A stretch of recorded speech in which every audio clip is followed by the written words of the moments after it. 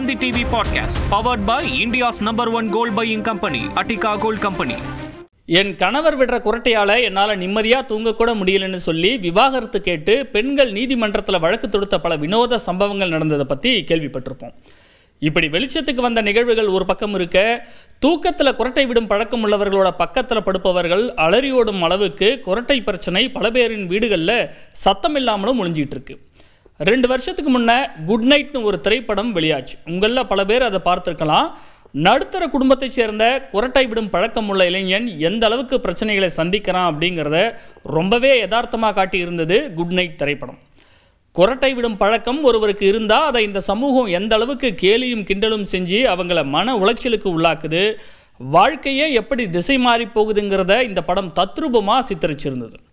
இந்த நிலையில் இந்தியாவில் சுமார் 10 கோடியே 40 லட்சம் பேருக்கு தூக்கத்தில் சத்தமாக குரட்டை விடும் பழக்கம் இருப்பதாகவும் அப்ஸ்ட்ரக்டிவ் ஸ்லீப் அப்னியா அப்படிங்கிற நோயால் பாதிக்கப்பட்டிருப்பதாகவும் வெளியாகி இருக்கக்கூடிய ஆய்வு முடிவுகள் அதிர்ச்சி விட்டது.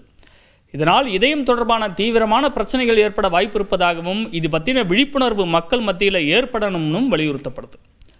2023 எய்ம்ஸ் மருத்துவமனை நடத்திய ஆய்வு இந்தியாவில் OSAன்னு சொல்லப்படக்கூடிய அப்ஸ்ட்ரக்டிவ் ஸ்லீப் அப்னியாவால் 11% பேர் பாதிக்கப்பட்டிருப்பதாக கண்டுபிடிச்சது.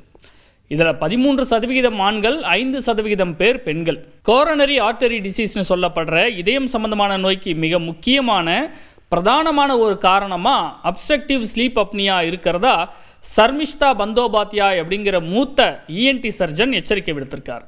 சரி, முதல்ல ஸ்லீப் அப்னியா அப்படின்னா என்னன்னு தெரிஞ்சுக்கலாம்.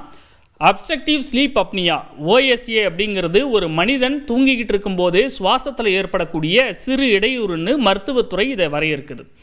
சில வினாடிகள் சுவாசம் தடைபடுவது, அதாவது ஓர் இரவில் 1 மணி நேரத்துக்கு குறைந்தபட்சம் 5 முதல் அதிகபட்சமாக 30 முறை சுவாசம் தடைபடுவதை மைல்டு சிவியர்னு அதோட தீவிரத்தன்மையை அடிப்படையாக வச்சு வகைப்படுத்துகிறாங்க.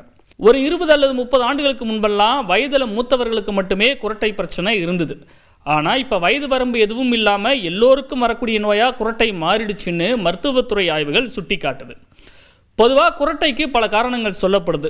தொண்டையில் அதிகம் சதை வளர்ந்து சுவாச குழாய்க்கு செல்லக்கூடிய காற்று தடைபடுவது அதில் ஒன்று. ஒபேசிட்டி, உடல் பருமன் கொண்டவர்கள், டான்சில் உள்ளவர்கள், சிறுதாடை இடமாற்றம் கொண்டவர்கள், 17 இன்ச் சுற்றளவை விட பெரிய கழுத்து இருக்கும் ஆண்கள், 16 இன்ச் சுற்றளவை விட பெரிய கழுத்து இருக்கும் பெண்கள், இவங்களுக்கெல்லாம் குரட்டை பிரச்சனை வர வாய்ப்பு இருக்கான். குடும்பத்தில் யாரேனும் ஒருவர் ஸ்லீப் அப்னியாவால் பாதிக்கப்பட்டிருந்தா மற்றவர்களுக்கும் வரக்கூடிய வாய்ப்பு இருக்கான். இதே மாதிரி புகைப்பிடிக்கும் பழக்கம் அதிகம் உள்ளவங்க, மது அருந்துபவர்கள், சீரற்ற இதய துடிப்பு உள்ளவர்கள், சில மரபியல் காரணங்களும் குரட்டை பிரச்சனைக்கு காரணமாக இருக்குதாம். மருத்துவ உலகம் இதனை ஸ்லீப் அப்னியான்னு வரையறுக்குது. இரவில் குரட்டை விடுவது இரத்த அழுத்தம், இதய நோய்கள், மறதி போன்ற பிரச்சனைகளை ஏற்படுத்துமா. இரவில் குரட்டை விடுபவர்கள் பெரும்பாலும் பகலில் சோர்வாகவே இருப்பாங்க. மன உளைச்சல் ஏற்படுவதற்கான வாய்ப்பும் அதிகமாக. இவங்களுக்கு எந்த ஒரு விஷயத்தின் மேலேயும் கவனம் செலுத்த முடியாமல் போகும். இரவில் குரட்டை விடுபவர்களுக்கு பகலில் தூக்கம் வரும், இதய நோய்கள் வரவும் அதிக வாய்ப்புள்ளதாக எச்சரிக்கை விடுக்கப்படுது. ஒரு சிலருக்கு குரட்டை விடும்போது மூச்சு திணறல் ஏற்பட்டு தூக்கத்திலேயே மரணம் கூட நிகழலாம்னு மருத்துவத்துறை ஆய்வுகள் எச்சரிக்குது. அமெரிக்காவில் நடத்தப்பட்ட ஒரு ஆராய்ச்சியில் 100இல் 65 வாகன விபத்துகள் இரவில் தூங்க சிரமப்படுபவர்களால் நடந்திருப்பது தெரிய வந்திருக்கு. 4 இதய நோயாளிகளில் 3 பேருக்கு குரட்டை விடும் பிரச்சனை இருக்குதான். சரி, குரட்டை பிரச்சனைக்கு என்னதான் தீர்வு? நிறைய பேர் இது எதுவுமே பண்ண முடியாதுன்னு தான் நினைக்கிறாங்க. ஆனால் முறையான பரிசோதனைகளை செஞ்சு காரணத்தை சரியாக கண்டுபிடிச்சிட்டா கண்டிப்பாக சரி செய்யலாம்ங்கிறது மருத்துவர்களோட கருத்தாக இருக்குது. குரட்டை பிரச்சனை உள்ள ஒருவர் மருத்துவரை சந்திக்கும் போது முதல்ல அவர்கிட்ட இயற்கையாக தூங்கும்போது இதய துடிப்பு எப்படி இருக்குது, கண் அசைவு, தொண்டையில் சதை எதுவும் வளர்ந்துருக்கா, ரத்தத்தில் ஆக்சிஜன் அளவு எப்படி இருக்குது, மூச்சு விடுறதுல சிரமம் இருக்கா, இதையெல்லாம் பரிசோதிப்பாங்க. அப்படி பரிசோதனையில் ஒரு சில பிரச்சனைக்கு சின்ன சின்ன ட்ரீட்மெண்ட்லேயே தீர்வு கிடைச்சிடும். ரொம்ப ரேராக சில பிரச்சனைக்கு தான் ஆப்ரேஷன் செய்ய வேண்டியிருக்கும்னு சொல்கிறாங்க. இப்போ நடைமுறையில் CPAPன்னு சொல்லப்படுற continuous positive airway pressure machine இருக்குது. தூங்கும்போது மூக்கிலும் வாயிலும் மாஸ்க் பொருத்தி அதன் வழியாக காற்று செலுத்தப்பட்டு சுவாசம் சீராக இருப்பதை உறுதி செய்வாங்க. ஒரு சிலருக்கு கீழ்த்தாடை, நாக்கு, மேல் தாடை இதெல்லாம் அதுக்குரிய இடத்துல இருந்து பிளேஸ்மெண்ட் கொஞ்சம் விலகி இருக்கும். இதை மறுசீரமைப்பு செய்வதன் மூலமாகவும் நல்ல பலன் கிடைக்குமா. ஆனால் ரொம்ப அதிகமாக குரட்டை விடும் பிரச்சனை உள்ளவங்களுக்கு மட்டுமே பொதுவாக இப்படி அறுவை சிகிச்சை பரிந்துரைக்கப்படுது. மற்றவங்களுக்கு ஆப்ரேஷன் செய்ய வேண்டிய அவசியம் இருக்காதுன்னு சொல்கிறாங்க. சரி, உண்மையிலேயே குரட்டை தீவிரமான பிரச்சனையா? பல பேருக்கு இந்த சந்தேகம் இருக்கும். குரட்டை சும்மா தூக்கத்தில் வரக்கூடிய சின்ன பிரச்சனைன்னு நினைக்கிறவங்க கண்டிப்பாக தங்களோட எண்ணத்தை மாற்றிக்கணும். குறிப்பாக ஓஎஸ்ஏ அப்ஸ்ட்ரக்டிவ் ஸ்லீப் அப்னியா ஒரு தீவிரமான கோளாறு. அது ஒருத்தரோட ஆரோக்கியத்தை சைலண்ட்டாக கெடுக்கக்கூடிய சைலண்ட் கில்லர்னு மருத்துவர்கள் எச்சரிக்கிறாங்க. பொதுவாக நம்ம தூங்கும்போது தொண்டையில் இருக்கக்கூடிய தசைகள் தளர்வடையுது. ஆனால் சிலருக்கு இந்த தளர்வு அதிகமாகும்போது நாக்கு பின்னோக்கி விழுந்து காற்றோட்டத்தை தடுக்குது. இதனால் இரவு நேரத்தில் உறக்கத்தில் சில வினாடிகள் சுவாசம் நிறுத்தப்படுது, அதாவது தடைபடுது. அந்த நேரத்தில் ஆக்சிஜன் பற்றாக்குறையை மூளை உணர்ந்து மீண்டும் சுவாசிக்க அந்த நபரை தூண்டுது. இந்த செயல்முறையின் போது தான் சத்தமாக குரட்டை வருது. இதனால் இரவு நேரம் மூச்சு திணறல் வரலாம். சிலருக்கு தலைவலியாக அறிகுறி தென்படும். இப்படியே நீண்ட காலம் இது தொடரும்போது காலப்போக்கில் அது ஒருத்தரோட ஆரோக்கியத்தையே பாதிக்குது. Obstructive sleep apnoea high blood pressure, அதிக இரத்த அழுத்தம், இதய நோய், ஸ்ட்ரோக், பக்கவாதம், நீரிழிவு அதாவது டைப் 2 டயபெட்டிஸ், உடல் பருமன் ஆகிய பிரச்சனைகளோடு தொடர்புபடுத்தப்படுது.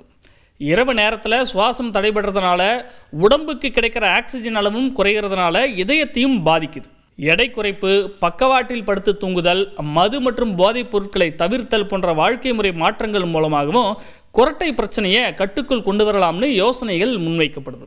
அப்ஸ்ட்ரக்டிவ் ஸ்லீப் அப்னியாவுக்கு முறையான சிகிச்சை எடுத்துக்கலனா தூக்கத்தில் மூச்சு திணறல், இதயம், மூளை பிரச்சனைகள் மட்டும் இல்லாமல் ஒட்டுமொத்த வாழ்க்கை தரத்தையும் பாதிக்கும்னு மருத்துவர்கள் எச்சரிக்கை விடுக்கிறாங்க.